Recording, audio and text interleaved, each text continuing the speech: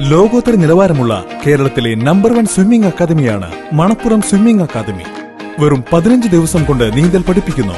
Competitive ട്രെയിനിങ്ങിനും personal ട്രെയിനിങ്ങിനും നീന്തൽ പരിശീലനം നൽകുന്നു.